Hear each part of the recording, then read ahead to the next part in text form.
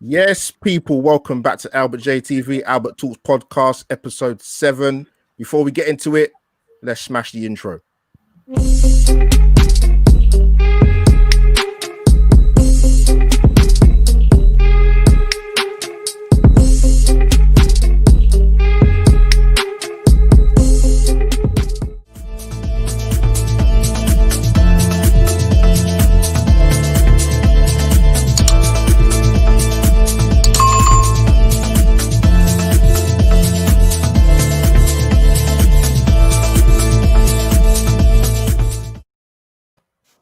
Yes, people, welcome back again. As you can see, there's a lot to talk about with Arsenal. I've got some special guests with me. We're not reforming another level. So, guys, calm down, man. I'm definitely not going to be Dane Bowers anyway. I know that. But no, guys, thank you for coming on. Not short notice, but I appreciate your time. You guys are busy. You got life outside the YouTube world and live streams and podcasting. So I appreciate you coming on, man. Right, without further ado, let me introduce my guy. What am I going to go for? JC, thank you, mate, for coming up. See you back on the scene, man. I know you've been away for a while, but where can the guys find you? And welcome aboard again, mate. No, thank you very much. Very similar to the rest of the panel today. I'm on Twitter. I'm on YouTube. I cover everything Arsenal, really, if I'm honest. Reviews, previews, transfer updates. Pretty much anything, as I said, to do with Arsenal. So thanks for having me on. No, my pleasure, man. And Alex, for the Arsenal, good to be back. Good to see you back, man. It's been a while, but I know you've been busy. But appreciate your time. Thanks for coming. And where can the guys find you, my friend? Busy with kids, bro. You could catch me up for the Arsenal. I've got a YouTube channel and catch me on Twitter. Very similar, just talking Arsenal exclusively almost on these platforms, and it's good to support other channels as well, like yours, Albert. It's good. No, I appreciate it. Thanks, Alex. And Dan, I've got Mr. Podcast King. Dan Potts. Yeah, no, Dan, thanks for sort of helping out my network with the whole YouTube thing. I appreciate it, man, and putting in a good word. So thanks for coming on, mate. Where can the guys find you?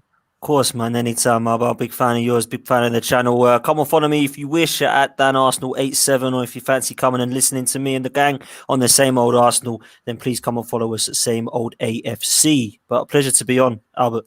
Much appreciated. Guys, as you can see, smash the like button straight away, and you can see my guys, my fellow gooners, his Twitter handles on the screen.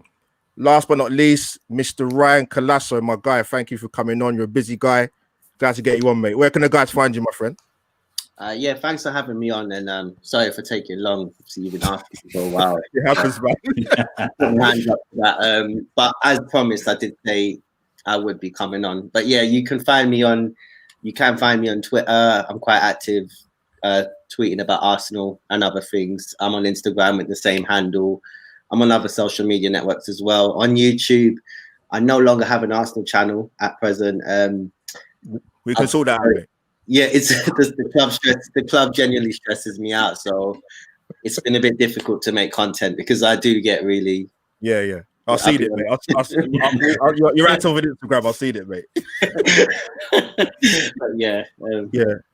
Much love to all you guys, man. I've got a lot of time for you guys. You guys show me a lot of time and love and appreciation for my channel and kind words off screen. So much appreciated. Guys in the chat, get your comments in. I'll read them out when I can.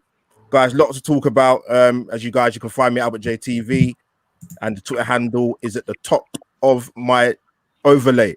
So, guys, we'll talk about yesterday, FA Cup 4th round, Southampton 1, Arsenal 0. I'm going to kick off with JC. Yeah, just to get your thoughts, mate, on the team lineup yesterday, the performance, and on top of that, just to add a little bit of context, we're at the League Cup, obviously, back at the end of last year. We're not going to win the league unless something crazy happens. Top 4 probably out of the question more than likely. What do you make of the team lineup yesterday and the performance, mate? What you saw with your own eyes yesterday? It was frustrating. We were coming into the game with a little run of 6 games unbeaten, 5 clean sheets. So really, really, really positive going into the game. I felt like he made a mistake when we played against Newcastle in the FA Cup by giving a lot of the old guard and maybe some of the youngsters that weren't maybe performing too well minutes.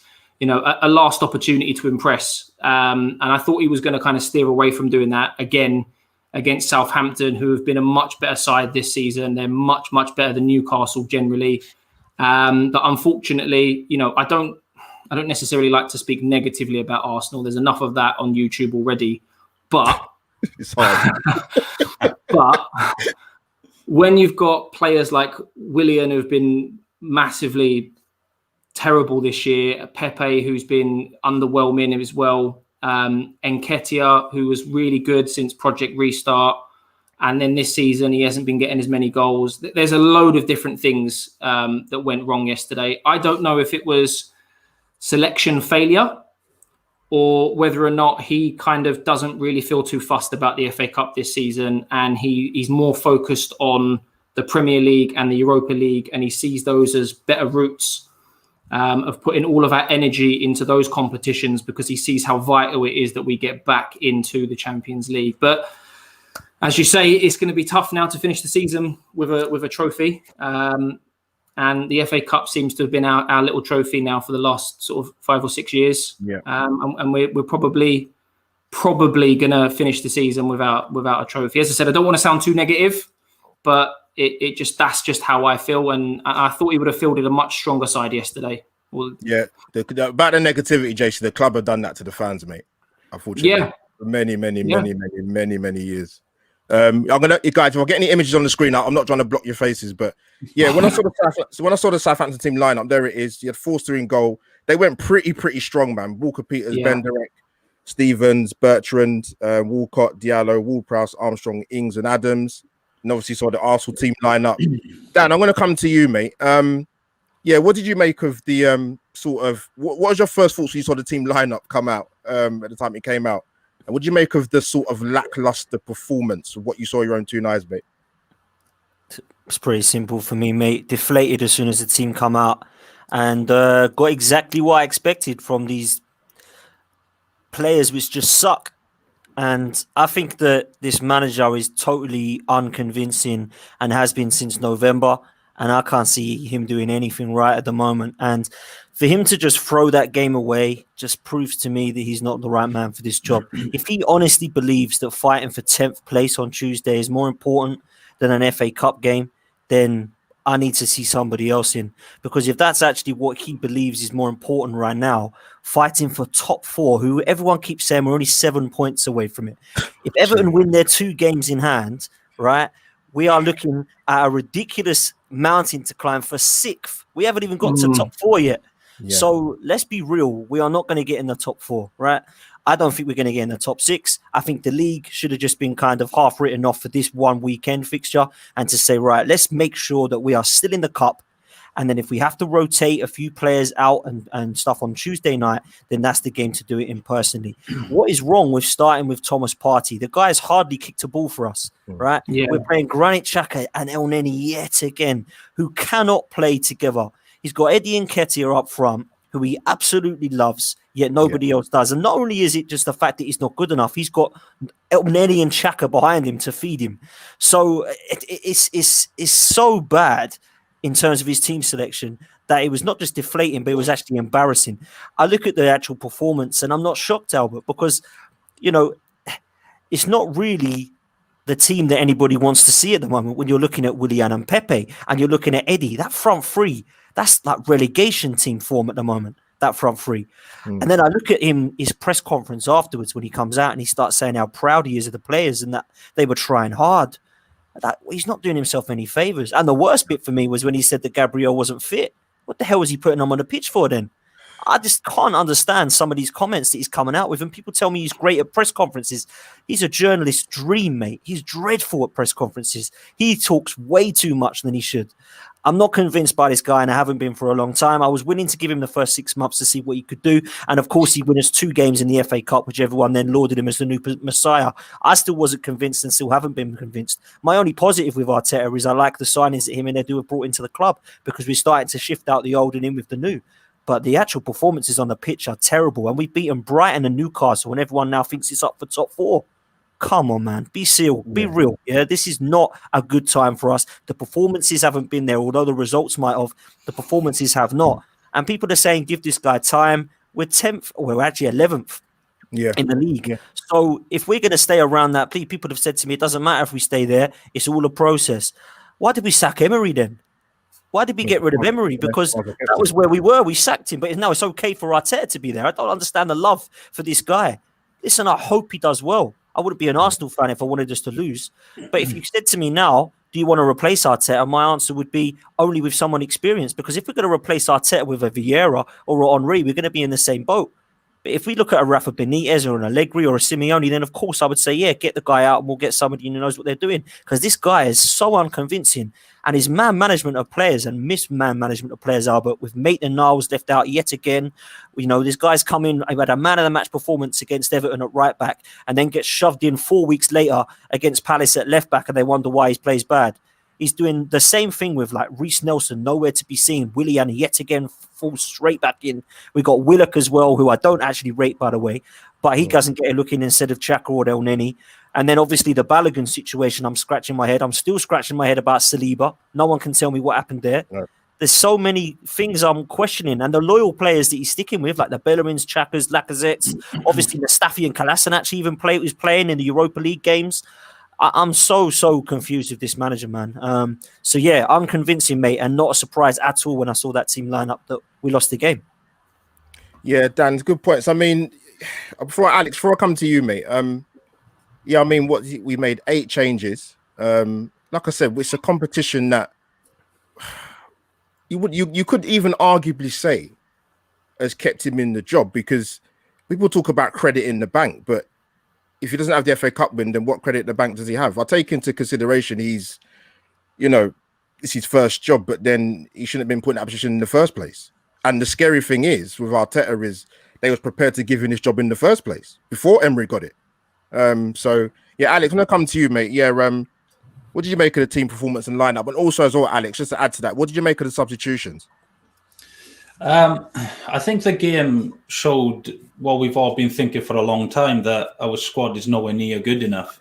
And I don't think you can answer whether it's a right decision or not to have changed so many people until we see what happens over the next 3 weeks. If he goes on and beats United, Southampton, and the next 4 or 5 games, then you can hold your hands up and say, well, that's what he's prioritizing. This worked out that way. But he's put massive pressure on himself now to get results over the next few weeks. And if he doesn't, then everyone will really start piling on him. A couple of the players, I think, Bellerin, Gabriel Holding, Leno, that's probably 3 of our normal back 4. I didn't mind Cedric playing. I thought he had a really good game the week before. But the midfield, as Dan was just saying, I don't understand how you can put someone like Xhaka and El Neni together. Xhaka divides opinions at the best of times, but you can't put him next to someone that's a carbon copy of him in El Neni. He doesn't do anything well. I said the other day that the only reason that El Neni stayed and Lucas Torreira left was that we just couldn't get rid of El Neni, because I think Torreira's better in every department than he is. So, and the Willian one, I'm convinced now that he's absolutely got a clause in his contract which stipulates he has to start a certain amount of games. I'm convinced by it, because there's no way Arteta looks at him and thinks this guy is producing, because stats-wise, visually, he's not doing it. He's just not doing anything. And like Dan said again, to leave someone like Reece Nelson out, who every time I've seen him this season has looked bright, he's looked dangerous. Leaving players like that out when you see the impact Smith Rowe's had, it's so frustrating to see. But like I said, I don't think we can answer just yet if it's the right decision about the FA Cup, because I personally would be a hypocrite in saying that the FA Cup wasn't enough for me. It hasn't been for a long time. I think we have to FA Cup top 4. I'll hold my hands up. It's a decent season, but FA Cup on its own, I want more than that. So if he fails like he did against Southampton, but goes on and either gets top 4, wins the Europa League, I think that's a step in the right direction then. Because let's be honest, we've won the Cup 4 times in 6 years. Yeah. And there's no guarantee we would have won it this season, judging by our form. So I'll give him a pass, but only for a few weeks and see what happens. Yeah, well, good points, Alex. Before I come to you, Ryan, mate, I mean, anybody see my content and some of my tweets? I'm, play football at a decent level, and I was a forward. So I've been very critical of the forwards and all of them, to be honest with you, whether it's been a free, one up front. I've been very critical of them because I think the movement and anticipation is poor. But then someone said to me, if you look what's behind them, El Neni and Xhaka. That's not, and with the front three or four, with the exception of Martinelli, you're playing players that are a combination of out of form, no game time, no cutting edge.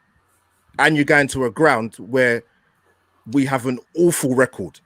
But yeah, Ryan, bringing you in, mate. I know you didn't see all of the game, but for what you've seen, yeah, break it down to me. Lucky you, Ryan. Lucky you, man. I accidentally took on a little work commitment, and I looked at the schedule. I never miss Arsenal games, as stressed as I do get watching Arsenal. Yeah, so as you lot have said, I'm actually partially happy I didn't watch that. I would have probably absolutely something in all honesty, because it really does make you think. Though, when I was on my way there, I got out my car, checked live score, and I saw the lineup, and it's exactly what you lot have said. It's consistently Granit Xhaka, more than anything. He's been the weakest link for a long time. The guy will have maybe 2 decent performances out of 20, if that. Let's just be very honest with ourselves. This guy has got such a serious past. A lot of fans actually criticize other fans for bringing up Crystal Palace. What he did, this is a club captain. That, to me, as much as I think Emery in general was a decent manager with a lot of flaws, that was a sackable offence. He made Granit Xhaka captain, and Granit Xhaka has lasted this long, and it goes to show that. Again, just as we were talking about Willian, I do believe there might be something in that contract. Yeah, 100%. But with Xhaka's, as far as I know, hasn't got any new deals since 2016. I think he might have signed one more contract. He got a big contract, man. I think he's another 2 years, more than 2 years left on his contract, I think. Yeah, and we got Arteta egging on Rob. No disrespect to Rob Holding, but these are the kind of players we're egging on to stay. I know, Clegg, you said you don't like negativity as such, but I like to consider this like realistic views. There's nothing wrong with being constructive about it and being realistic. Yeah. That's how I see it. I personally think, and I said this: if we carry on in this kind of downward slope, like I saw the highlights of yesterday, I saw the goal. Gabriel has actually been one of our brighter sparks as well. I was actually. He's not a high-class signing at the moment, but he's someone that I could see potentially developing into someone decent, And obviously Thomas Partey, I was excited in that sense, but I knew it wasn't enough. And it's going on to prove that if we carry on like this, it's just going to get worse and worse and worse. By the end of this season, it's going to be 5 years since we qualified for the Champions League. Yeah. I don't watch the Champions League anymore, because it stresses me out not seeing Arsenal in it. But even before that, at the same time, if you think about it, we were qualifying to take part. Last 16. The last 8, and when we were getting in the last 8, we had Almunia in goal for 2.5 years, and Ronaldo really schooled us when Man United played. So this has been coming for a long time, and it goes to show like Kroenke's the biggest problem at our club. He's the biggest problem. So let's not forget that. But at the same time, money has been, distributed. Yeah, you got really, really bad signings being made. You got contracts for players that are not worthy of these contracts. It just really does make you think. When we saw that lineup yesterday, what has Balogun done wrong to not be played? I'm completely on this. Yeah, you have to rotate to a degree, but Arteta has thrown out the whole thing. He put that lineup in. I do sympathise on the side of Thomas Partey.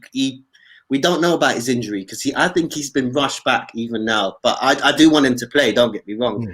So I could probably understand that. But he's changed that whole lineup. With Nketiah should not be playing. Even Lacazette should have played. You know what? Balogun was scoring again. for under 23s, and he's schooling everyone. Nketiah he's like a really poor Van Nistelrooy, or even a poor Shamak, and that's a really bad insult there. I don't really, I don't like criticizing players to that degree, but I'm just trying to be honest here. These players, Nketiah is championship level at best. We have to be honest with ourselves. Bellerin shouldn't be a right back at our club. Cedric, he was sadly to say, but he wasn't even in Southampton's first team. But he's our best right back, you know. And now we're linked out after Bertrand. Did he have a good game yesterday? We'll come on. Hold tight. Yeah. We're gonna come on to transfers a little bit. Yeah. So these are the players this is the players we're linked at. And when you look at this, El Neni couldn't get a look in. Went to Besiktas. He's only back because they wouldn't pay his wages anyway. Yeah, you know, like, I do sympathise in that sense. You know, they have got problems there, but these kind of players, El Neni is like a West Bromwich Albion kind of player, probably.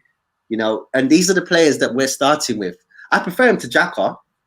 Don't get me wrong. Besides Xhaka's free kick, again, everyone forgets. Oh, this is we forget very, very, very quickly. This is why I don't have an Arsenal channel, because I have too much consistency in my views, and people forget this is the guy that strangled a Burnley player, and he's still getting in our squad. And it goes to show again, Pepe is another one. Like, as much as I do think, like, Pepe, you know, we have to constructively criticize where need be. He's not played 5 consistent games. That's the first thing. Second of all, it seems like there's an agenda, because every time. Right, we're going to come on to players. So, Pepe for me, he's not. He's not played enough. He's not played enough. But looking at that squad, I would have started Pepe yesterday, if I'm being honest. Yeah, 100%. Looking at the squad, it's as the guys have already said, when you see Xhaka and El Neni in the team, I was happy I wasn't watching that game in a way. It's recipe for disaster. Southampton are not the Southampton that lost 9-0 last season. No. They've almost switched places with Sheffield United, because Sheffield United were up there last season. Now they've literally switched places. It's crazy, but this is a Southampton we played. A Southampton that took the cup seriously. It will be interesting to see Southampton's team when we play them on Tuesday. Very interesting. Because they're taking it seriously, and that's another thing Arteta's messed up on. He didn't take a cup seriously. It's the only realistic cup we have, because we're not going to beat Benfica. As far as we've played farmer teams in the Europa League. So in terms of the game yesterday, from the highlights I saw, it was atrocious, man. And I'm really, really hurt, because I want that FA Cup. I want it. When I was growing up, for 9 years, I didn't see a trophy. We at least got that FA Cup back, you know. And these are the kind of memories that he's ruining that for us now, you know. We've had a big problem at Arsenal, but we've got a manager that I was very critical of when he was coming in. I said, look, let's be very honest here. We've got an inexperienced guy. I wanted Pochettino in. Let me finish on this one. People are skeptical on this. I wanted Pochettino because I look at it like Conke's not going to go anytime soon. So we needed a manager that could work with a budget. You know, Daniel Levy at Spurs got a tighter budget than Arsenal. And ours is really bad, but theirs is worse. And Pochettino still worked with that budget. So I thought maybe we can try a thing over here. You know, he's worked at Southampton very well as well. Arteta's not the man. Just as you said, Clegg, I don't want a Vieira or Henry. I love these players. Arteta's not a legend. Henry and Vieira are legends. Get them in. You're going to do what you're doing to Ole Gunnar Solskjaer at Man United, because he's going to get sacked so badly. Lampard, because Chelsea got a lot of ambition, he's going to get sacked. And he should be, in fairness. These are not the people you have in these positions at big clubs. Yeah, so I'm really worried about the management situation. He does need to go, but we do need to... we need to get someone in that's a proper manager. Like, just accept this board is like, they're narcissists. They can't accept that they're making, you know, they're penny pinching and they're actually playing with the future of the club. So I don't see it improving. I think they're going to keep Arteta. If this was Lampard, he would have been sacked by now with this record. Let's get that out there. Yeah. Chelsea don't mess around. But yeah, I want to finish up on my little 2 pennies worth. But no, what kind of annoyed me a bit yesterday was the fact that we're coming up against the Southampton team. We're acting like we've never seen them play before. We know they're a high pressing team. They're at home. They're gonna press us. And it's not just about pressing for the sake of pressing. You do it in packs. You do it in twos. You do it in threes. Walcott, for movement wise, I'm like, could teach our strikers how to move in around the 8. Honestly, it's a joke. But Dan, I want to come to you on the next subject, mate. I want to talk about certain players in particular, 3 of them. Whatever order you want to go, mate, incorporate all of them. Not so much just the performance yesterday, mate, but what have you made of them this season? Let's get it straight. None of those 3 have a future at Arsenal, in my opinion. I don't think any of them are good enough. If you're going to try and keep Pepe and try and get your money's worth, forget it. You're going to have to cut your losses on this dude. He doesn't fit into this league. He doesn't fit into this system. He doesn't fit into this team. So unless you're going to try and play him in more central role in the number 10, or if you're going to try and play him up front, then get rid of the dude, because he is not a winger. He's the most predictable player and the most frustrating player. 1 minute he's trying to take it past someone, the next minute he's Bambi on ice, falling on the floor. It's so frustrating to watch this dude, and it's so unbelievably predictable where he's going with the football. Willian settled into his retirement home, bruv. We need to just get a couple of minutes, a couple of million for him, and just get rid of him in the summer, man. He is absolutely dreadful. He's got the wrong mentality, the wrong attitude. Every single game he's playing. I agree with the lads. I think there's something in the contract to say that he has to play, because otherwise, why is he doing it? There's no way that he deserves to be ahead of somebody like Reece Nelson, in my opinion. Sorry, Dan, two shots in 20. I couldn't believe when I saw that. And this is a player that when he came, I wasn't like, oh my God, why are we signing him? And then the other thing for it, I wasn't excited by it, because I've seen all this before. This is a has-been player, washed up 32-year-old that is no different to when we signed Petr Cech, David Luiz, Kim Kallstrom, Lichtsteiner, Mikhail Silvestre. The list goes on, yeah? This is not what I want to see happening at Arsenal Football Club. I would have much rather gone for somebody who was unheard of, that was younger, that was up and coming, that was young, vibrant, and gave 110%. This is why I never minded Alex Iwobi or Danny Welbeck, because they weren't great, but they give you 110%. Pepe and Willian don't do that. You know, I would still rather have Danny Welbeck and Iwobi in this current side, and they are nowhere near good enough for Arsenal. That's how bad Pepe and Willian have been. So that's them 2 players. I don't want either of them at the club. They've had their chances. They threw them away. They blew it. And as for Eddie Nketiah, I feel sorry for the lad. He's nowhere near good enough. I agree with Ryan. He's a championship player at best. He couldn't get in the lead side. Remember this, yeah? He could not get in the lead side ahead of Patrick Bamford, who, by the way, is an okay player and has done pretty well, but he doesn't set the world alight. And I look at this situation now and think that Balogun must be scratching his head. And like Rainer says, him and Aziz last night absolutely smashed it. Yeah. And Granit Xhaka and El Neni are getting ahead of Aziz. And at the moment, Eddie's getting ahead of Balogun. Well, I don't know what more these kids have to do to try and get their chance. And then, like Ryan said with Reece Nelson, every time I saw the kid, although I don't believe that he is going to be an outstanding footballer, I've seen glimpses that have impressed me more than Willian and Pepe, yet Willian and Pepe ahead of them. So I'm just so confused with this situation. And the front 3 there was the most deflating front 3 that we've had all season. And we've had some bad front 3s, trust me. So I look at the Eddie situation now and just think, if it's true that somebody is interested in him this month, please sell the kid and bring Balogun through. If you don't want to sell him and no one actually does want to pay for him, loan him out and promote Balogun. And use Martinelli as that forward if you need to. If one of the Lacazettes or Aubameyang gets injured, you've got Martinelli and Balogun to use there for me. Eddie Nketiah, Reece Nelson, and Joe Willock, they all need loan moves, but the squad is so thin that they have to stay currently because we have nobody else to rely on. So as far as I'm concerned, Eddie, we can get rid of because we've got the Baloguns and Martinellis behind. And I think that that's what we need to see happen. As for Willian and Pepe, I think it's going to have to be cut our losses. Listen, if somebody wants, I think there was a rumor about Real Betis going for Willian. Yes. For a couple of million. Just go. Please just go.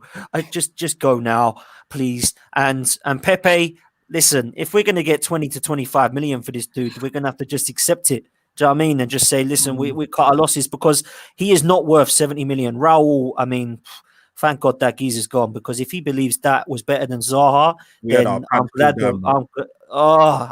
the dude's gone. You know, he scored a lot of goals at Lille, and about 16 of the 22 goals he scored were penalties. That's unbelievable, isn't it? So, yeah, I'm not a huge fan of that front 3, and I don't want any of them to be the future of the club. I do, however, believe that we have still got some quality in those positions, so it's not like that's the best we've got, because I'm a huge fan of Saka, Smith-Rowe, Martinelli, obviously Aubameyang, and there's some problems there, which I'm sure we'll come on to. Lacazette has found his form around some young, enthusiastic players, but those 3, they're just not doing it for me at all, mate. Yeah, no, cheers. That Clegg. Before I come to you, mate, with Eddie, I want to touch on quickly, right? This is what drives me mad. I don't think just because he's young, that's not a good reason just to say we should back him because he's young. You guys, I'm old enough to remember this guy, right? There's many people that play for the England under-21s or play for the national side at under-21 level that go on to have a okay football career. Maybe not the top level. I'll go way back. Darren Caskey. Under-21, Alex is laughing. Dad, like this guy was billed as the next Paul Gascoigne. He had a good, decent career, but just because you've done your thing at under-21 level, no disrespect to Eddie, yes, he broke Shearer's record, I understand, but some people just are not going to make it at the top level. They might be good footballers, but they're not going to make it at the Arsenal or the Chelsea or the Manchester United or the City. Like, so that's what I would say to the thing about Eddie, and he's young and give him a chance. I think he's had more opportunities than any of the youngsters that we talk about that roll off our tongue than anybody else. And that goes back to last season as well, not just this season. So yeah, Clegg Fisher, mate. Yeah, what's your thoughts on the trio, should I say, we just spoke about? Yeah, it's frustrating. Pepe, the one for me, is the one that frustrates me probably the most because, he was a big sign-in, and at the start of the season, a lot of people were giving him the benefit of the doubt, saying that he might need, a year to adapt to the Premier League, say, for example, or something like that. He didn't really perform after the first few months. These youngsters came in, some of them through injury or whatever. And these youngsters have shown everyone how to play. Grab your opportunity with both hands, play with desire, play for the name on the front of the shirt. Pepe should have seen that, and that should have driven better performances. That should have been his wake-up call for him to get onto the pitch. It was like a template for him. This is how I need to perform. This is how I need to play every single week to get back in favour with the fans, in favour with the manager. And it's as if someone needs to give him a hug because he's cried. He's not happy about it. He's sulking. And then what he did at Leeds, when he finally got given his opportunity, for me, that was the end. When he done what he did, he let the whole team down. Arteta threw him under the bus, which probably wasn't the right thing to do at the time. But for me, he's going to have to do something absolutely phenomenal between now and the end of the season to save his Arsenal career. I'm in the same boat as you, Dan. If he doesn't do that something phenomenal in the summer, we're going to have to move him on. There are youngsters coming through at the moment who are far, far better than him. And I'm of the opinion that you could bring some unknown kid from the under-23s or the under-18s. Surely they can't do any worse than someone like a Pepe or 100%. a William. 100%. You know what I mean? 100%. And do you know, if they do worse at the age of 16, 17, 18, 19, they've still got time to progress and learn from their mistakes. Pepe, for me, he just needs to move on, go back to France, go play in Italy, play somewhere that's a little bit more adapted to his level of football. Willian, it's, as you guys have already said, I hadn't really thought of it in the way that there's probably some sort of clause in his contract where he's got to play so many games or so many minutes or something of that nature. He doesn't look bothered.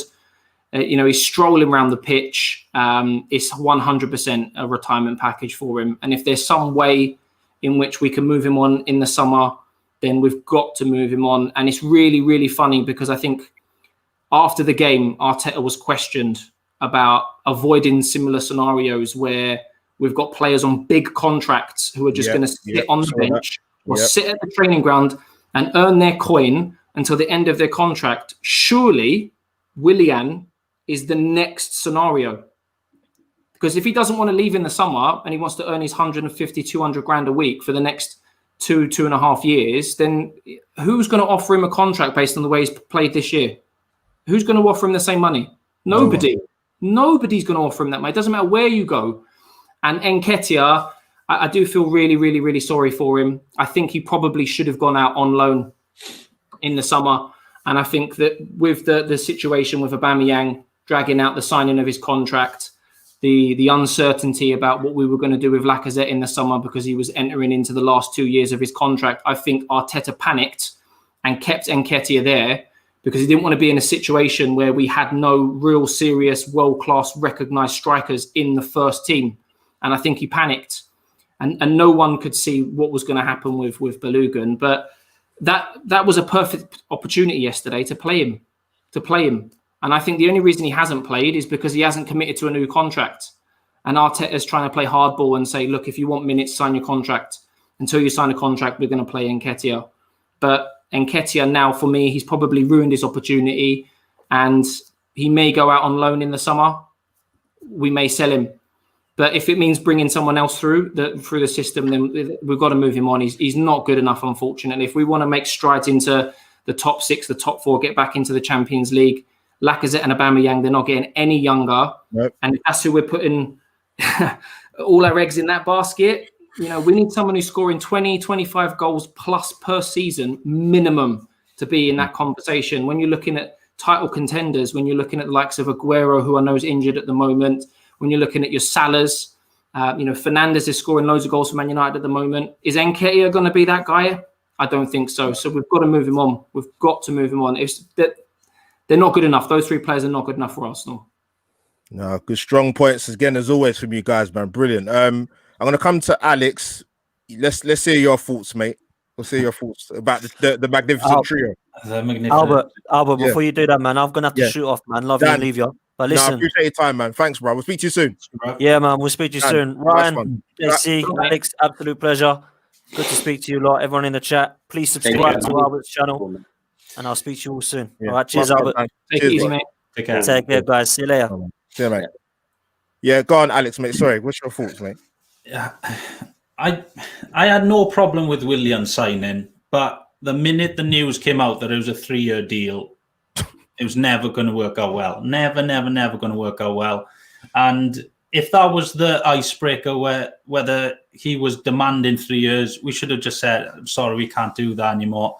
We're not taking the risk. If it was a 1-year deal and it turned out like this, I think we could all hold our hands up and say, well, he was a decent player last season, and we took a risk. Every transfer is a risk, but on a 1-year contract, you could have just let him go. But now, like everyone's saying, we're stuck with him. It's another Ozil situation and another massive part of the wage bill. So I'm not going to talk anymore about Willian. We all know what he is, and I would even let him go for a free in the summer just to get him out of the club. Just it hasn't worked out. Let's be honest, it just hasn't worked out. With Eddie, I just don't think he suits our system or our play. If this was Arsene Wenger's team, 70% possession every week, I think he's a different player. He's Gabriel Jesus. He feeds off tap-ins, crosses. He's a goal scorer. But in this team where you need so much more than that because we're not good enough, he's just not going to work. And that was evident against Southampton. His all-round play isn't good enough. He's a good goal scorer, and I know he missed a couple of chances, but his overall play is just not good enough.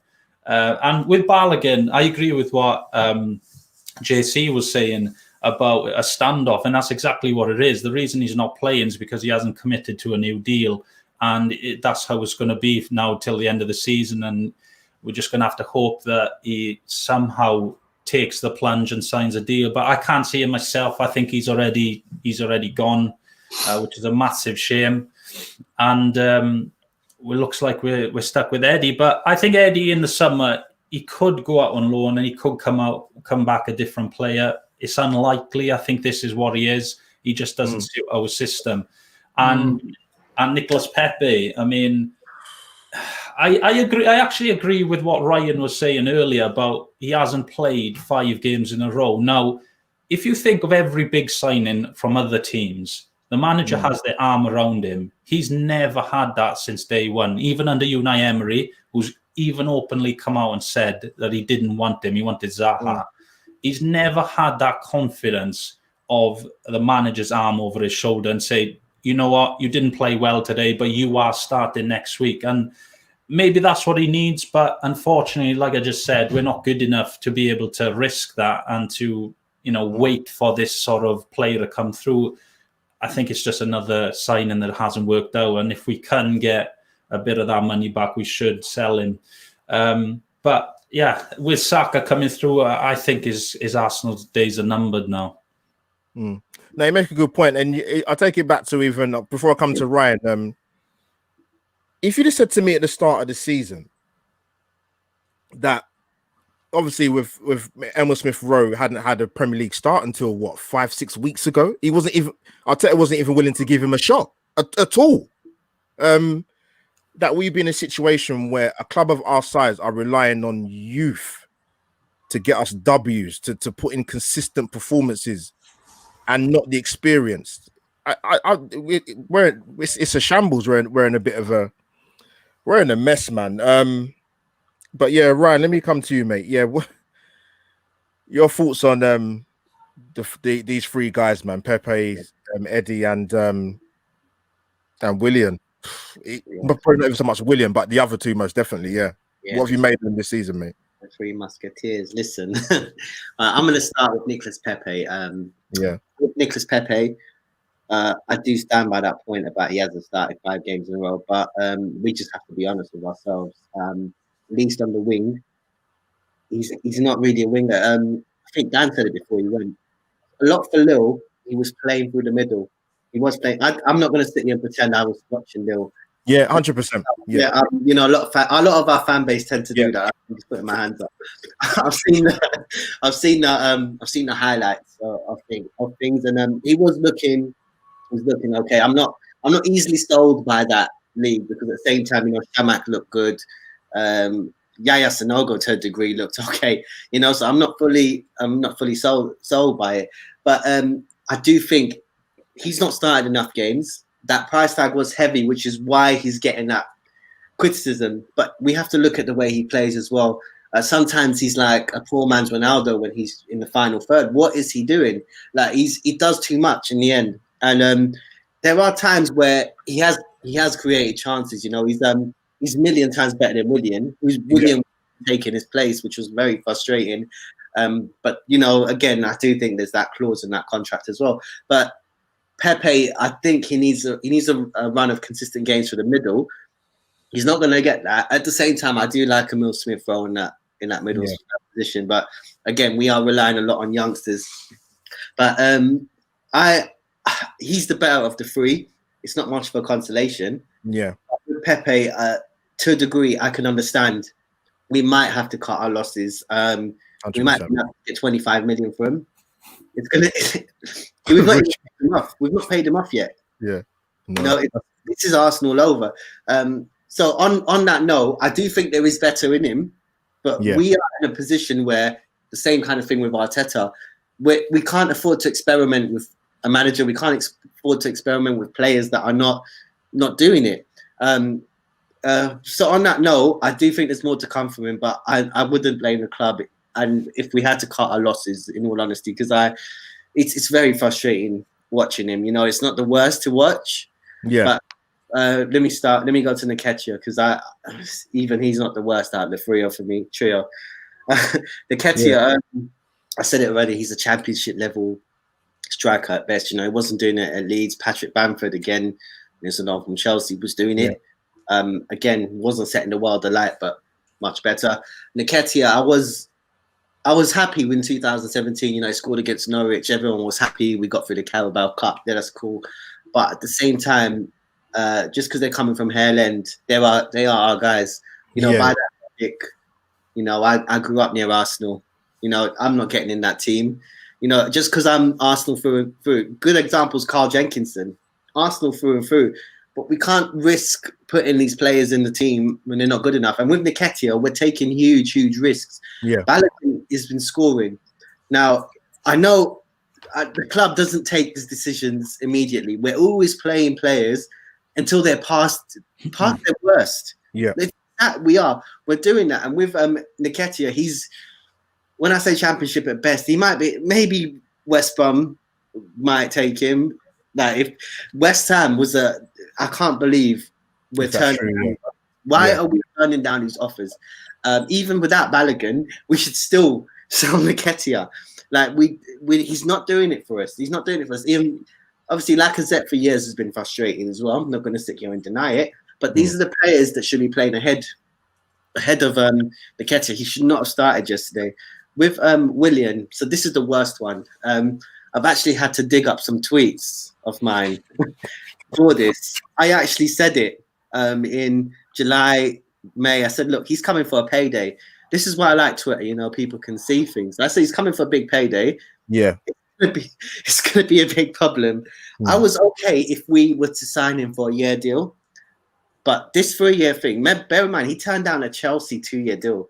Yeah. He turned down a 2-year deal. I offered him too. Yeah. It rang big alarm bells for me. That Massive. When it's 3-year deal, I'd do that at 29 maybe, because obviously football is advanced now. You know, players are lasting longer. Like they are lasting longer. Like Henry left us at 29. You know, Aubameyang signed a big contract at just when he turned 30. You know, these are different. Yeah. You're still at your peak basically. But when you're 32, you're still at your peak, but not on a 3-year contract. You're not at your peak. And Willian has a restaurant here. You know, he's just another agent from Chelsea. They're laughing because even Chelsea fans have been frustrated with him. Some of them were saying the same things. Not to the same level of Xhaka, like I just said, 2 in 20 games, but he'd only turn up for less than 10 games a season. I've heard. The Chelsea fans have got a very love-hate relationship with him. Yeah, he divided the fan base. There are some that said, William was he was a player that for me was above average. He's above average, he's decent, and I think he's someone that should have gone to the MLS, but he wants to stay in London. And he said, you know what, this is the last contract, and he's fleeced Arsenal. Like, from a business point of view, you have to give him credit. He knows what he's done. He's got this clause in his contract. I'm sure that he has to play. Yeah, 100%. And it's the same thing with Pablo Mari. This is why we played Gabriel and risked him yesterday, because heard about that. That 900 grand. If he plays one more game, at least in January, we've got to pay 900 grand. You see, this is what the club does. It's cost us more money in the long run. Yeah, I know we're not getting gate receipts at the moment, but it's cost us a cup where already it's the only cup realistically we're going to win. Yep. And the Carabao Cup that we had a chance. We're not. You know, the Europa League's last 32 as well. It's not last 16. We've got that extra game, extra 2 games. And we've started that hurdle we're always going to get past the Europa League group stage, but that's not a compliment on us. It's actually an insult if you even draw a game in that. But when you're playing teams like Benfica, who, in fairness, have not been at their best in the Portuguese league, but when they play in this competition, it's going to be like Olympiacos. You know, I went away. I was in Greece for the away game. Yeah, I was excited when Lacazette scored everything. You know, we had atmosphere and everything. But I was telling people, like, chill. When we still got the other leg coming, and it will be typical Arsenal to throw it away. Now, I can't see us winning in the Stadium of Light in Lisbon. It'll be a tough game. Yeah, I don't know if I'm going to go into this later. So let me know, and then I won't speak too much on it. But it's just this team that with these 3 players that you're talking about, the only one I would keep is Pepe, because first of all, we're not going to get that money back because we won't get paid. And two, people won't take the risk on him as well in the Premier League list. And also, Emery wanted Zaha, and Zaha was Premier League proven. I think he could have done better at United, actually. They let go of him too early as well. You know, they could have actually utilised him. At the same time we signed Ozil, we could have signed him. But it's the same kind of thing. He proved himself for years at Crystal Palace. He's an Arsenal fan. He still said he's an Arsenal fan now, as in he watches. These are the players you want because they'll put the effort in. And you know they're good enough. And with Pepe, it's just not happened. We've seen this a lot of times in the from the French league. It's not just at Arsenal as well. We do have these players come with reputations from League One, and these leagues they are almost farmers' leagues. You know, PSG, as good as they are, you know, they would have a little bit of run for their money in the Premier League. You know, like these leagues, we can't go off the stats of these leagues. Shamak, like I said, was top scorer there. You know, with overtime. You know, it's when I think about these things, you can see how long I've been an Arsenal fan anyway. I could talk about the Invincibles. I could talk about Overmars. You know, this is why I'm the way I am. This is why I don't have a channel, because I'll start talking about these 3 players, and I'm a very constructive person. I don't diss people like that, but when you've got a player like Willian, who I do think has looked very lackluster. There's one thing about a player that tries, and there's another thing about a player that jogs. You know, I've had that with Ozil. You know, I know you might talk about that later. I won't go too much into that, but not too much, yours, mate. No. He's officially left now, isn't he? Yeah, it's official now. Yeah, yeah. But, which has made me very happy, by the way. But yeah, when you got players with these kind of body language, you know they don't want to be at the club. Willian wanted to stay in London. The best club he could have got was Arsenal. Next one would have been Tottenham. He could have Tottenham. They had to take a loan, but you got to look at it like this as well. People are saying his wages are 120 grand a week. No, he's had a signing on fee. If you divide that, as much as 220 something a week, you know. And this is a player that I'd rather have Reece Nelson ahead of him. As these are youngsters that want to play football. They're on probably 40 grand a week, you know. I'm really I'm not really optimistic. If we have Nketiah even on the bench against Southampton again, yeah. Arteta doesn't learn his lesson as well. He doesn't learn his lesson, and he doesn't. Yeah, I'm really worried.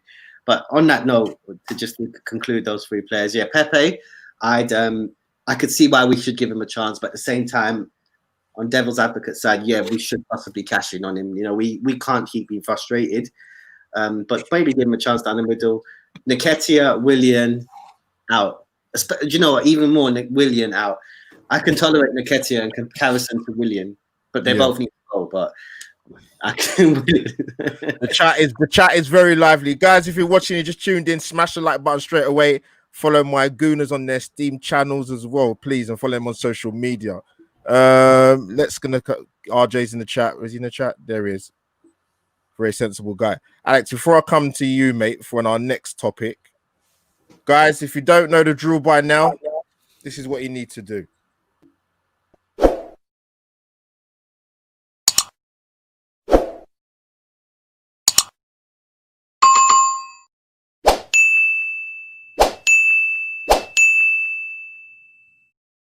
And there you have it. But yeah, Alex, before I come to you, I'm gonna give my little 2 pennies worth. Yeah, with Pepe, Jesus. I said it before. If after Marquis season, his first season out of 10, I would have given him a 6. JC's right. The argument I think amongst most fans was like, you know what, he's come from the French league, needs time to settle in the Premier League. What I didn't understand, and Arteta has to, I don't think he's answered it. Not that I've heard in any press conference, or maybe he's not been asked the questions by some of these useless journalists. Best word I can think of. But Pepe ended last season very well, actually very well.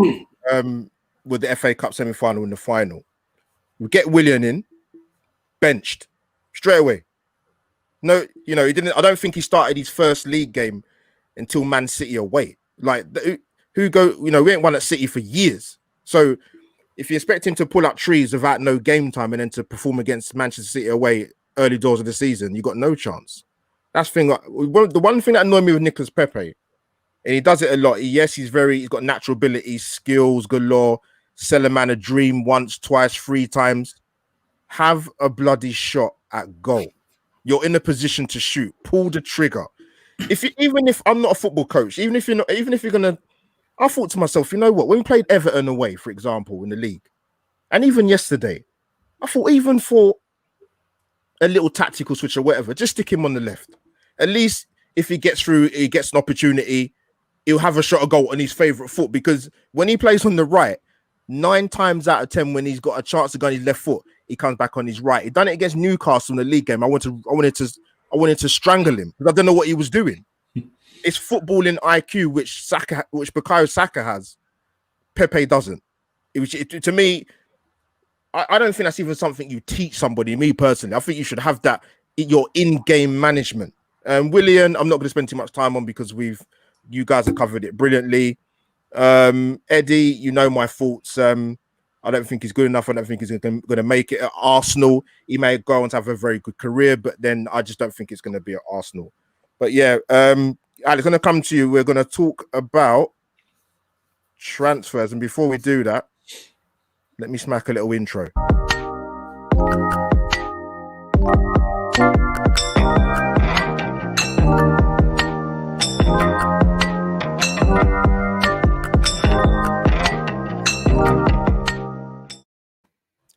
There we have it. So, guys, Alex, I'm going to start with the one that the first player, Mr. Martin Odegaard, the one that seems to be an expert amongst the Arsenal fan base within the last 48 hours.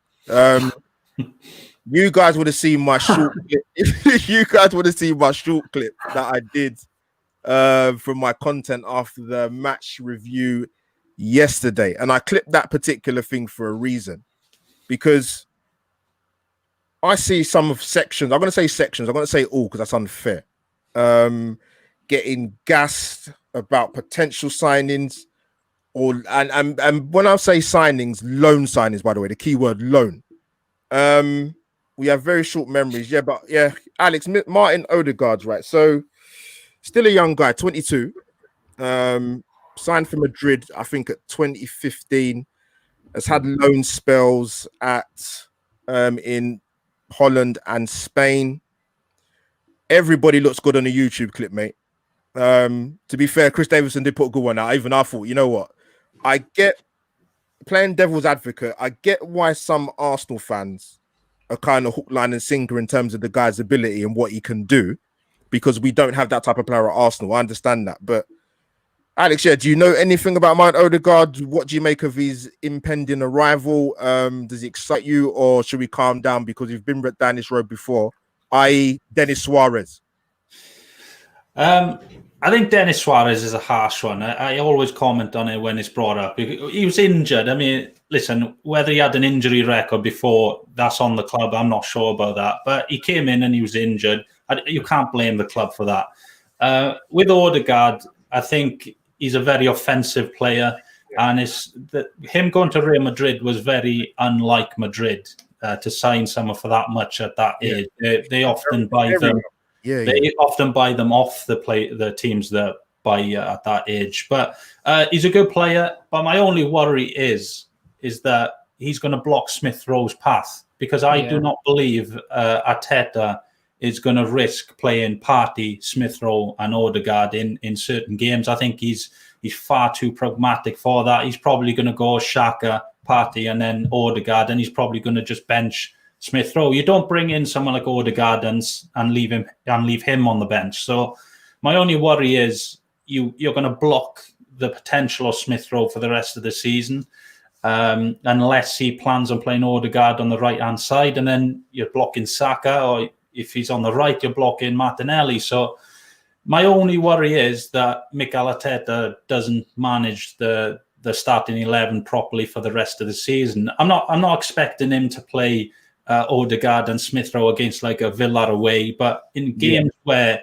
teams like Sheffield United are 11 men in their own box, they have to play an offensive lineup in those games, and I just don't think Arteta's going to do it. But in terms of the signing, it's a 6-month loan. It's only 2 million. I think it's a good bit of business, but it's all on Arteta now. We'll see what he does with it. No, Alex, you make a good point. I'm going to come back to you again, because I'm going to mention a couple other players we're going to talk about. The only thing I would say, listen, I love Emil Smith Rowe. He talks my kind of language, man. As a kid growing up playing football, being coached, sometimes when I watch Arsenal play, I don't know what these guys are flipping doing. What's happened to the one-touch passing? What's happened to the two-touch passing? What's happened to the combination play? Even you heard Emil Smith Rowe talk the other day when he was interviewed by Gary Neville and Jamie Carragher. He's emphasizing about one-touch and being on the move and combination plays and interchange. What's happened to some of these guys? But Alex, I'm going to talk about. I'm going to mention both of them actually, Ryan Bertrand and Tyrick Mitchell. Now, I don't know how much you know about Tyrick Mitchell. I'm sure you're fully well aware of Ryan Bertrand. Left back is, to be honest with you, if you're a top club, if you do your right due diligence and homework, in an ideal world, you should have cover for every position. Yeah, facts. I don't want to hear no rubbish about money spent, whatever, because I've highlighted these two players for reasons. So, yeah, what's your thoughts in regards to if we do get a left back, which one do you prefer, or who's the better or viable option? Would you say? The most viable option is Bertrand, because he's free. It's just how not just Arsenal, but the current climate. I mean, Mitchell, you're probably talking 15, 20 million. But my only problem is with buying a player who you know unless there's a major injury, is just going to come and sit on the bench. I just scratch my head and say, well, we've got one of the best academies in the world, and we constantly churn out top players. You probably say we're at the rate of like 1 in 2 are top class at the moment. So instead of buying someone or going out and buying a 31-year-old like Bertrand, why not just go back into the academy? Surely we've got about 5 left backs there. Pick whoever's the furthest developed and put him on the bench and play him in the Carabao Cups or bring him on in the FA Cup late on in games. Because nobody's coming in and replacing Tierney as far as I'm concerned, because this kid looks like he's going to be one of the best left backs in the world. Yeah. So my only worry is we haven't got the finances. So why are you going to go out and pay, $100,000 a week to someone like Bertrand when he's 31? He's not going to get any better. His physical stats are all going to decline very quickly. And I would just go back into the youth academy and have a look what's there. And if there was, say, Tierney injury and we needed experience, we still got players like Maitland-Niles that can cover there. So I would like us to use the academy a bit more. And the only problem is we're not identifying when our academy lads aren't good enough or they desperately need a loan. That's the only problem. But we can do that. We need to be doing that much better. Yeah, Alex, I'd say, I'm going to come to JC now, actually. I'm going to sort of touch on what Alex said, and I'm going to come to you, JC, mate. Like with the Bertrand and Tyrick Mitchell one, for me, and this is nothing against Ryan Bertrand, I think he's a good fullback. I actually thought he was a tiny bit younger, but, it is what it is. He's been around a long time, Ryan Bertrand. But for me, Tyrick Mitchell, I've seen play for Crystal Palace. I've been very, very impressed with him. I didn't realise he was that young. He's 21. Apparently, he's got 6 months left on his contract. Yeah. With the amount of games we're having this season, because this is a very unusual season, they will get game time. And I would even extend that to Martin Odegaard as well, because I don't want the full responsibility to rest on Emil Smith-Rowe's shoulders, as RJ Arsenal vlog put in the chat. But for me, the Tyrick Mitchell one's a no-brainer. They're saying that he's got 6 months left on his contract, or it might be a little bit more than that, but if he's going to be free, he will get game time at Arsenal. He will, just for the nature of the way. Sorry, Alex, go on, mate. Yeah, if I didn't realize what his contract situation was. Yeah. If it is the case of free in the summer, obviously it's a no-brainer, and we should be all over that. But if say his contract is 2 or 3 seasons, then Palace, they've shown with Zaha, they're in no need to sell their top talent. So they're going to ask for whatever they want. And most of the time, it's going to be overinflated anyway. And like I said, I agree with you, we need rotation. But, I mean, if Kieran Tierney has a full season without injury, he's starting 45 games in different competitions. So you're talking about someone to come in and play maybe 10, 12 games a season, and if you're going to pay something like 25 million, I just think it's better used on the starting 11, because Kieran Tierney's one of the best left backs I've seen come to the club in a long time. Brilliant. Now you make a good point. I forgot the lad's name. There is a guy. I'm sure there's a guy now 23. He's a left back. His name's gone out of my head. I can't remember. I'm sure it'll come to me. JC, what do you make of the links or the guys that are coming to Arsenal? And you can incorporate. What's your thoughts on Matt Ryan, firstly, mate? Matt Ryan. I think it's a safe buy or loan, should I say, from the club, because Runarsson clearly isn't good enough to be in number 2, especially when you compare who we had at the club more recently in Martinez. We were one injury away from absolute failure, really, having someone like him in goal for say 10 games plus. We can be thankful that something like that hasn't happened. But yeah, it's risk free. He's got Premier League experience. He's an international. So for me, it's a nice kind of stopgap, and then Arsenal can kind of reassess things again in the summer. Hopefully, the club, Edu, and all those guys upstairs have already kind of got a bit of an idea on what we are going to do from the summer onwards, whether it be looking at offering him more of a long-term deal, or whether they've identified another goalkeeper who can come in and play second fiddle to Leno, say, for example. But for me, it's risk-free. It's got Premier League experience, so he ticks a lot of boxes. As for the other guys, I think at left back, I think touching on what you said, Alex, I've loved nothing more than to see Arsenal use more players from the youth academy. I just feel sometimes like the club is under pressure to buy names in order to perform, not because that's the route that the club or the manager necessarily wants to go down. And we've already proved in recent seasons that, you know, when there are injuries, you've got players like Emile Smith-Rowe and Saka in the academy who can come in and do a good job and show the Premier League what they can offer. And unless we give these players more opportunities, you know, you are just going to see players leave the academy like Balogun, for example, who could leave in the summer. You know, we could have potentially world-class players in the academy, but if they're not going to get given opportunities, if we're going to continue to just bring players in all the time, we're never going to see these kids. We're never going to get to see how good they are. But if I had to pick between Mitchell and Bertrand, I'd go Mitchell, because for me personally, I can't see Bertrand. He's playing every single week at Southampton. Every single week, he's doing a really, really, really good job. And unless you're going to find yourself in a scenario where you're paying someone, you know, 80 to 100 grand plus a week for him to sit on the bench again most weeks, why not bring someone like Mitchell in? You know, he's 21, like you said. He's young, he's still learning. You know, he's probably going to be a far cheaper option on the wage bill. And he probably won't mind as much, you know, sitting on the bench for some games, you know, playing in the Europa League games or playing in the FA Cup when we're playing against smaller sides and that kind of thing. So for me personally, if we are going to dip into the market, those are the areas that we should be looking at. Martin Odegaard, I think he's a good player. I think he's a decent player. He's unproven. There's a lot of people, like you said, a lot of people on Twitter are getting very excited about it and making out as if they've been following him for years. You know, all these Football Manager fanboys. Yeah, they fell in love with that YouTube clip, man. I see. But it's one of them things where, look, at the end of the day, we're lacking creativity. And if, say, for example, Smith-Rowe was to pick up an injury, you know, Kevin De Bruyne, for example, he's out for 4 to 6 weeks.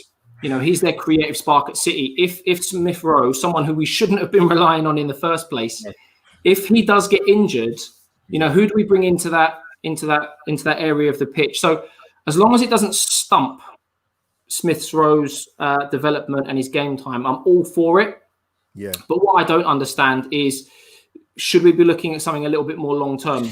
Because at the end, in 6 months' time, if Odegaard isn't brought into the club on a permanent basis, or if he isn't brought back on another 12-month loan like we did with Ceballos, because we were lacking players and depth in that area of the park, what happens in the summer? Who do we then bring in to play as cover for Smith-Rowe?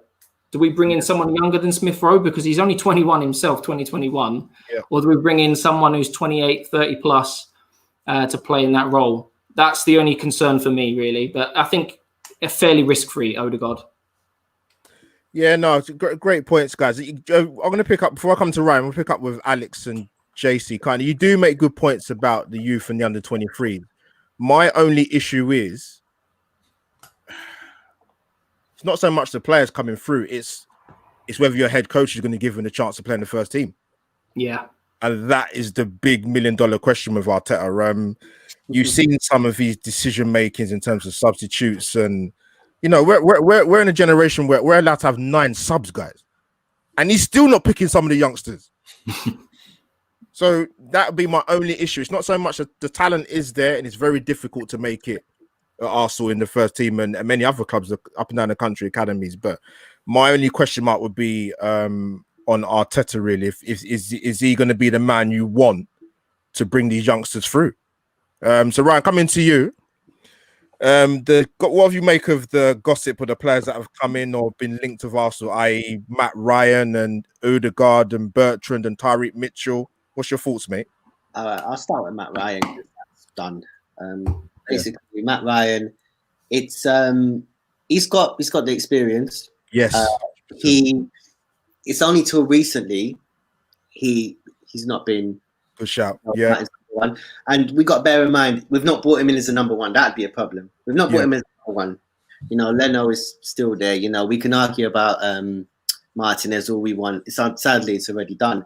But with with Matt Ryan. I think he's decent cover. He's Premier League proven. He knows the pace of the Premier League. Even for goalkeepers, this is important when they're analysing things on the pitch. He knows these things. He's been first choice. I'm not too disheartened about that at all. I think he's okay for a short-term solution but we're going to go out in the summer and get someone that's not a Renarsson, because that's the worst goalkeeper I've seen in a very, very long time at Arsenal. And we've had Almunia, it's the worst.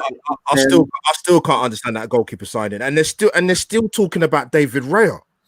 Yeah, and bear in mind, Matt Macy. How long was he waiting for an opportunity? Oh my God.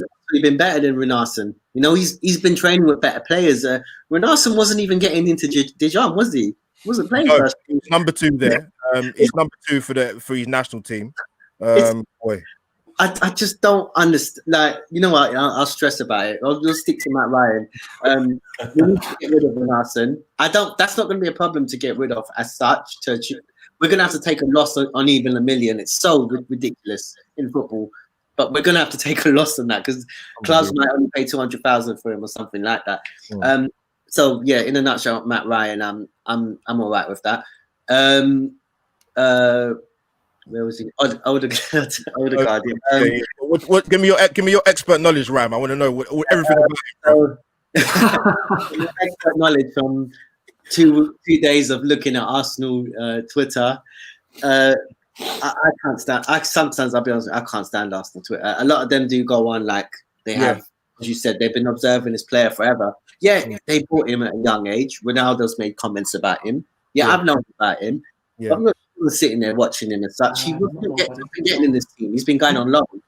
I think you can compare him to Dennis Suarez in the fact that we're getting a player that's not getting into a first team, the top Spanish teams. Yes, I do think he's better, a lot better than what Dennis Suarez was. Yeah, you can see that. My alarm bells rang really hard for Dennis Suarez because I knew he wasn't up to the pace and he was injured as well. But we love this signing injured players. So we love So with Odegaard, I think I don't want to. I'm actually quite content with Emil Smith at number 10. We shouldn't have to rely on players, but our youth are making our first team look bad or look stupid, and I like that. We need that pressure. And with Emil Smith role, he's just, again, there's so much passion in his game. He's really shaming up even Ozil for years at this club when he has played, I'm Odegaard. It's a bit hit and miss. I think I don't know if he'll hack the Premier League. Bear in mind with Ceballos, it's hard to say. Yeah, it's a hit and miss. I think he might maybe do as good as Ceballos. Not to say that the same level kind of players, but it's a different physicality, as you said. If you played football, Ryan, I hope to God he does better than him. No. Ceballos had glimpses initially, but bear in mind. Just bear in mind. I know. I'm more on the down with Ceballos. Thinks Estrella, he's fire. We got as a fan base, we're really guilty. I'm not going to sit here and when I'm in the stadium, I'm chanting. But it's only because of the passion. But I know deep down, he's even made comments that he wanted to get in the Real Madrid team. So he's never been committed to Arsenal. That's another thing, But on top of that, he's never going to get in this team, in the Real Madrid team, and he's not even good enough for our team. He's probably one of the better players, but that's not saying a lot looking at the current squad. Yeah, so it's not a compliment. I think Odegaard would be a risk, and I think if anything, we're just helping Real Madrid out again if we do this. So I'm not too convinced on that. Bertrand and Tyrick Mitchell. Bear in mind with Bertrand, as you said, he's a first choice for Southampton. He's been first choice for Southampton for a very long time. He was never going to stay in the Chelsea team. There was a point where he even got better than Kieran Gibbs when we had Kieran Gibbs. And I was like, this player is a lot better. He played for England for a bit. Bertrand will not come to as much as he's coming from a Leicester team on paper, because obviously they're still better than us at the moment. Bertrand would still want to start at Arsenal. You know, and he's trying to come there to sit on the bench behind Tierney. And again, I'm really happy with Tierney. The only thing I worry about with Tierney is injury record. It could be something where I'm really worried. Like, he's one of the brightest sparks. He should be our captain. But that's how bad. Not that he's bad, but that's how bad it is that we don't actually have a captain. I love Aubameyang to bits, but he's not captain. You know, No. And we can even go far back and Cesc Fabregas. He wasn't a captain. You know, we can go far back. We've not had a lot of captains at this club. No, for a long time. That goes for even good players like Cazorla. Cazorla wasn't really a captain. You know, it's as good as these players were. We've not had any. But I would probably make him captain, but I worry about his injury record. Now with Bertrand, I think you mentioned it, Alex. He will command probably 100 grand onwards a week, which ordinarily would be fine for a first choice left back with experience. But again, Bertrand has been around for a while. He's I think he's nearly 32 actually, so he's on the higher end. Yes. He's on the higher end of 89. So he is. I think he'd be a risk as well. I think he's going to eventually turn injury prone, and if we sign him, he's going to be sitting in our team like rubbish. We have like he's going to be on a big contract as well. He's going to be at least a 3-year contract, like Willian, obviously. So I think it would be a risk considering we have a left back who I do worry about. Tyreek Mitchell, yes, he can. He's someone that might act like Lozano Diarra, if you remember him. He might want to come just so he can start playing, and I can't play, so I need to leave. So he's someone that he's getting this opportunity there. You know, it's like Sahan Palace in 2013. He knows he went back because he knows he'd play. You don't want to drop a level, but you need to play to get into the England team and stuff like that. You need to play, you know. I don't know if I take the risk on Bertrand when weighing it up with the fact that Tierney's first choice. Yeah. But on the flip side, if Tierney's injured, we are in big trouble. You know, yeah, you're right, and I do not want to see Bukayo Saka at any point playing at left back. I'll play left back to make sure he doesn't play left back. He's a very decent cover at left back, but exactly takes away our attacking threat. 100%. We've got problems in both the attacking and defense now, so it's like we can't lose that attacking threat. When I see Emile Smith-Rowe, Saka, Martinelli, I'm excited. I want this. So I don't want that to go away. So I think it'd be a bit of a Bertrand. He's not going to come sit on our bench unless we paid him. No chance. Not that age. No. Because he's still decent. He's decent cover. Yeah. He shouldn't. I would even think even a club like even Chelsea would probably not now, but maybe a couple of years would take him back as cover. It's just, but we're not on that level where we're lower. I heard rumours of Leicester actually with him as well. Yeah, no, that would be. And with Tyreek Mitchell, I think there are quite a few clubs that are interested in him as well. Yeah, and we've got a left back number one. Obviously, we don't know about his long-term injury record. Yeah. But we've got terrible injury records at this club, as we all know. Yeah. But Tyreek Mitchell, he's probably going to look at that from a, you know what, if Kieran Tierney stays fit, it's a place for me. And unless we start to push him forward and vice versa, as we've done. But then again, that's going to take away. Well, Martinelli's injury prone now, so you never know. I still see Martinelli as a long-term forward. We won't go too much into I do. But if we want cover, we're going to have to get someone less than Bertrand. But at the same time, I do worry about Tierney's record. And on top of the fact that his injury record is bad, I worry because we lose a leader. The guy's training today in the snow. The guy is. I know he's from Scotland, and it's a different. But Tierney's built differently, man. He's built differently, and I'm on looking at Tierney. We are so lucky to have a player with not to say he's on that level yet, but he's got an invincible, like the Invincibles. He's got a mentality like that. He's got a winning mentality. He's got a winning. We've not seen a winning mentality properly since Vieira. It's sad to say because obviously Henry was there in that. Since Vieira left as Tony Adams' replacement, we've not seen any of that. Bear in mind, we used to let goals in, and Cesc Fabregas was not even charging. Again, captain thing. They don't care. We don't have any captains. The player that's going to leave next has the captaincy. Yeah. It's not like Xhaka got the captaincy over vote or some votes, wasn't it? We had five captains in it. Jesus Christ. It's like the Ryder Cup. He did golf. Bellerin's not a captain either. Bellerin's got a negative mentality as well. He was complaining about Sanchez trying too hard. Wanted to win too much, Yeah, this is a problem. That is a problem. So so just on the flip side with our left back, I don't want to drift too much. We have lost that winning mentality, and when you got players saying rubbish like that, and even I think it was more just to blame AFTV. We won't go into that too much. No, we'll guys, we'll say that for another song.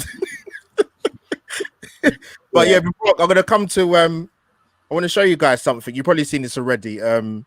We've touched on it earlier in terms of Arsenal making the same mistakes in terms of recruitment and wages. So read and weep on the screen now. What do Kolasinac, David Luiz, Willian, and Aubameyang have in common, man? All over 30. It is quite painful to read. I mean, that's just a monetary term. And we're still making the same mistakes, guys, man. And I think that's an indication of, boy, I understand football's changed and, the money involved in football is crazy. But when you see it in black and white like that, and we're making the mistakes we still continuously keep making, players in their 30s, mate, getting those type of, and that's not even including Ozil, who's actually officially gone now today. So I think going forward, what concerns me, and I'm sure you guys would agree, is, listen, I'm not too. You guys see my content. I don't have too much sentiment in regards to any of the players, to be honest, at Arsenal. Maybe a couple. Managers can come and go, no problem. But when you see things like that in terms of the top 10 earners at Arsenal, and you know what? That's not even some of the guys. I mean, Mustafi's not even on that list. I'd hate to think what he's on. 92,000 a week. Yeah, it's crazy. And with the even with Lacazette, I personally, I'm going to come back to the players that you're talking about in terms of transfers. I'll come on to Lacazette in a minute quickly. But Matt Ryan, to me, came out of nowhere. I don't think any of the press got that. I don't see anybody tout that.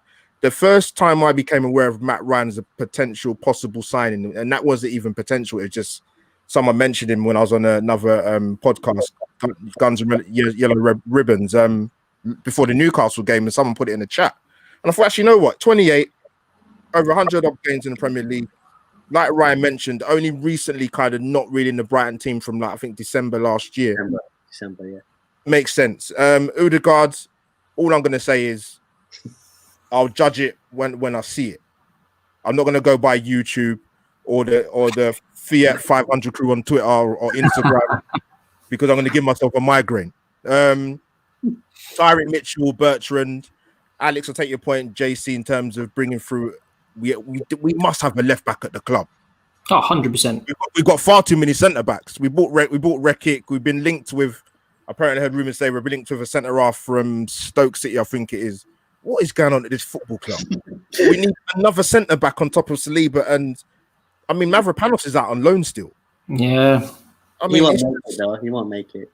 No, he won't. He won't. But I'm going to come on to fixtures, guys. Yeah, I want to get your score predictions for Tuesday, and I'm going to ask for your points return for a possible 12 out of our next 4 league games. If you've forgotten, Arsenal, Man United next Saturday, followed by Wolves away on the 2nd of February, Villa away the 6th of February, and if you guys not doing anything Valentine's Day, you can go watch Arsenal against Leeds.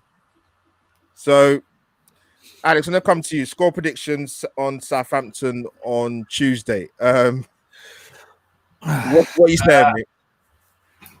I think we're going to win. I think we're going to win. Southampton have hit a bit of a rut in terms of their form. I know they beat us, but over the last month, they haven't been the best. And with our best players coming back, Partey, instant difference as soon as he came on. Tierney. Yeah. They're massive players. I think we're going to win. I think we're probably more likely to beat Man United at home than either the 2 away games. That's the kind of team we are. And out of 12 points, I think we'd probably get 7 or 8. Yeah, I'm going to come to I'm going to go through mine, and I'm going to come to Ryan. Actually, I think we'll draw against Southampton. Actually, in regards to our next 4 fixtures, I actually said we'll get 8 points out of 12. You're probably thinking now, where's the wins coming from? I'm going to tell you right now. Believe it or not, I actually think we'll beat Man United. I don't know why. I think we'll draw to Wolves because I know we went there and won last season, but since Wolves came back into the Premier League, then we haven't really got that good a record against them, home and away, to be honest. And Villa, I think we'll get a draw, and I think we'll beat Leeds. So that's where I think the 8 out of 12 points will come. I actually think I'm being real. I think I'm being realistic, to be honest with you. From what Arsenal turned up, so yeah, right. I'm going to come to you. What are you saying? The score prediction against Southampton, and yeah, give me a score prediction first against Southampton. I think we could potentially beat them. It's a weird one. I think we might go with guns blazing on this because I think with the first team, Arteta's got a lot of stick about that FA Cup team, so I don't think we've seen Nketiah because he's not first choice anyway. I think we could win that. If not, we'll probably draw it. You know what? I'm starting to have second thoughts actually. Let me get the fix up again. What are you saying? What's our points to turn out of that, mate? Out of 12. I'm actually with you lot on the United thing. I actually think we have a chance against them only because of the way we are. It's a very weird thing. I could see. Okay, so we'll say United 3 points. Wolves, I'm not very confident. I think we'll probably lose that. Villa away, we'll possibly lose that. Leeds, this time it's at the Emirates, isn't it? Yes. That one away was that gave me anxiety, but it's they couldn't finish. They couldn't finish. Yeah, Leeds could have won that easily. Yeah, they did turn up a few games later, but it was only West Brom in fairness, who are really terrible. But because we never win at West Brom away and we won with ease, that's how bad they are. So with Leeds, so maybe 4 points. Maybe we'll get United and we might get a draw. God, 4 out of 12. Jesus Christ! I thought. No, I think we might go back into our little rut. I'm not confident with the Midlands team. Some tough fixtures, man. We're in trouble. And Barkley's back for Villa as well. So you got Grealish to contend with. You got Ross Barkley as well. So yeah, I've gone for 8. I think Alex, did you say 7 or 8? Yeah, 7 or 8. Ryan's gone for 4. Jay, it's on you, man. It's on you, bro. I'm going to be Mr. Positive here. I'm going to be really positive. I'm going to go. I'm going to go with 9 points from those 4 games. We love playing against Manchester United, and I'd love nothing more than for Arsenal to be the team to shut them up with this amazing away record they've got at the moment. It'd be beautiful if we managed to do it. I did watch the game earlier on in the FA Cup, and I know both teams kind of rotated a little bit, but there are gaps. And I'm not trying to say that we've got, a squad on par with Liverpool or attackers, in the same conversation as Liverpool. But there are gaps. There are places that we can exploit within that team, and I think we will beat Manchester United. Wolves, they're in a horrible run of form at the moment. They had one shot on target in their cup game the other day, and it was an absolute belter from about 45 yards, in all fairness. But who were they playing? Was it Chorley? Yes. Come on. They're in a horrible run of form at the moment. I've even heard conversations between pundits saying that they could be dragged into a relegation battle. I know we were dragged into a similar conversation earlier on in the season, but I can't see it being that bad. But given everything going on there, I think we'll pick up points. And Leeds, they're just so gung-ho. And with the amount of pace that we have, especially on the counter-attack, I saw the game that they played against Man United. I think it finished 6-2, but it could have been 6-all. Yeah, honestly, it could have been 6-all. Yeah, I think offensively, if we can catch them on the break with our pace, then we will beat them. The only game I am a bit concerned about is the Villa game. They're in a good bit of form at the moment. Yeah, good bit of form at the moment, and. Sorry, lads. Yeah, they're in a good bit of form at the moment. I think we may struggle in that game, if I'm honest with you. Jay, you've been very optimistic. 9 out of 12. Jesus Christ, man. Well, one of us had to be. One of us. Well, I'm going to have to go to my online church service before they run them games. But no, JC, what do you think the result will be against Southampton on Tuesday then, mate? I honestly think we'll win the game against Southampton on Tuesday, only because when you look at the team that we selected in the FA Cup, you can't. I don't imagine a lot of those. Maybe one or two of those players, or if you include Leno, maybe three, will probably play on Tuesday, and the rest of the team will be changed. You know, Lacazette will probably come in, Saka, Emil Smith-Rowe, Partey, so Kieran Tierney. So for me personally, if Southampton play in the same way, I think we'll beat them. Sometimes I feel Arteta needs to see the opposition play 45 minutes and make changes tactically at half time before we grow into a game. He's had 90 minutes to do it this time. He needs to be more proactive, absolutely. Yeah, he's had 90 minutes. He's watched them for 90 minutes. They're not going to make too many changes because they've got injuries. So for me, 2-0. JC, basically, you've gone for 12 points out of 15, mate. Yeah. You know Christmas was last month, right? Yeah, we're looking at between 4 to 6 points. Maybe it's just hope. Maybe it's just hope. Something has just got to change. Yeah. Surely something has to change at Arsenal sooner rather than later. Has to. I know, but it's not. It's not. Let's just be hard. It's hard.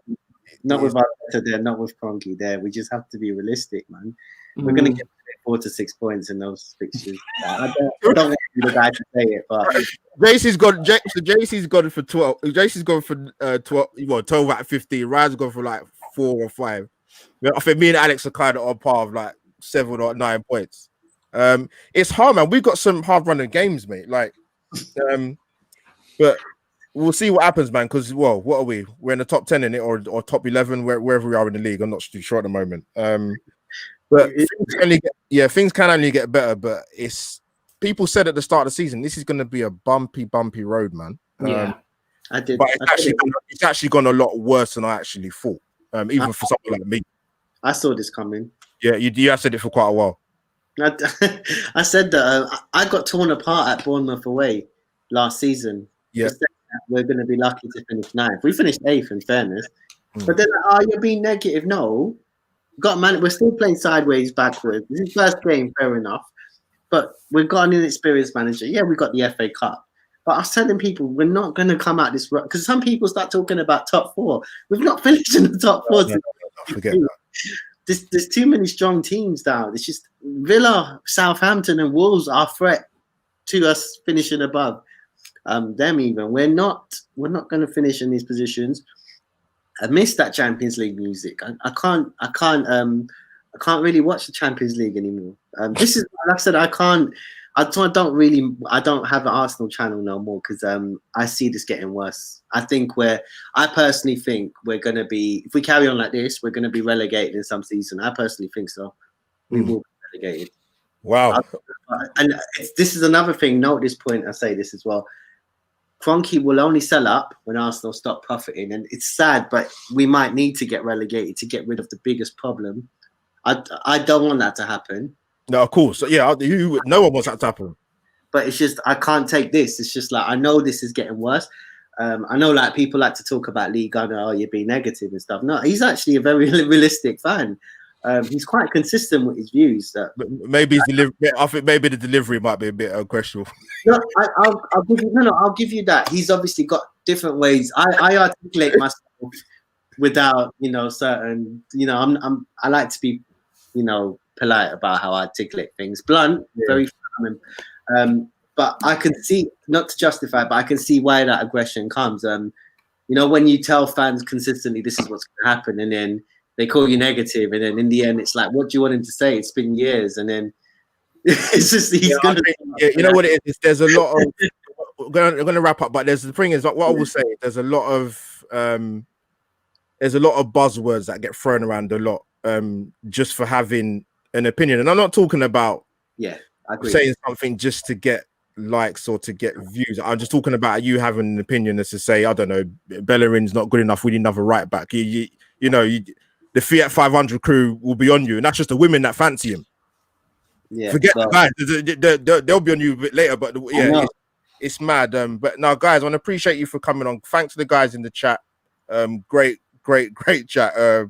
Loads of comments, loads of things to talk about. With Arsenal, there's always something to talk about, as there will be for the remainder of this season. We still got a few days in a transfer window left. We'll see. I'm not totally convinced, to be honest, boys, but we'll see. But yeah, guys, thanks for coming on again, Clegg, Ryan, Alex. Alex, where can the guys find you, my friend, for your amazing content, mate? You can find me on the Twitter handle and the YouTube handle. They're both the same, For the Arsenal. And thanks for having me on. Of course, mate. Alex, you got a show. Is it coming out tomorrow, is it? Yeah, tomorrow morning, 10:30. So tune in if you have a bit of spare time. I'll tune it. Yeah, I'll bring some breakfast with me and watch it, man. Don't worry. Ryan, my guy, thank you for coming on, man. Glad to have you on, man. Passionate views as always. Where can the guys find you, my friend? Yeah, thanks for having me on again. Sorry for taking long. You asked me from day one, but yeah, the guys can find me. That's my handle at Ryan_Colasso. Twitter, Instagram is the same. I've only got a basic YouTube channel at the moment. I haven't got the Arsenal one, but it's it could possibly come back depending on my mood. But yeah, you can find me on all these platforms. Just my name's. I've got a strong digital footprint anyway. Yeah. If you just put my name in Google, you'll get everything up. So nice one. Please, guys, if you want to chat, or for the people that watch this later, please go and follow my Arsenal community, football community. Stick together. Tough times, but that's football for you. Clegg, official mate. Good to have you back finally, man. Thanks for having me on. No, glad to get you on, of course. Yeah, where can the guys find you, my friend? Well, on Twitter, at Clegg Official, and I do have a YouTube channel as well. It isn't all positive. There is some constructive criticisms on there about Arsenal. I come from a time like you guys as well, where Arsenal won things. Maybe it's just me wanting it a bit too much at times. But yeah, if you head over to Twitter, you've got my handle there on screen, and I've got a YouTube channel as well where I post sort of 2 or 3 videos a week. So it'd be great if you guys could come along. Yeah, guys. Yeah, go and support my fellow Arsenal brothers, man. Tough life being an Arsenal fan, but you know what? So be it. But 1 second. Yeah, go on, bro. The last comment: we ain't getting relegated. I'm talking about seasons to come. We will be. So just not now. Yeah, listen, we're not going to be playing Millwall yet, mate. Don't worry, it's all right. It's fine. We've got a few more seasons yet. Don't worry. With 95 wins, we've got a while. Don't worry. But no, guys, I appreciate the love and the support. As you guys will know, Albert JTV, smash the like button if you haven't already. Subscribe to the channel and follow my esteemed guests on their social media channels.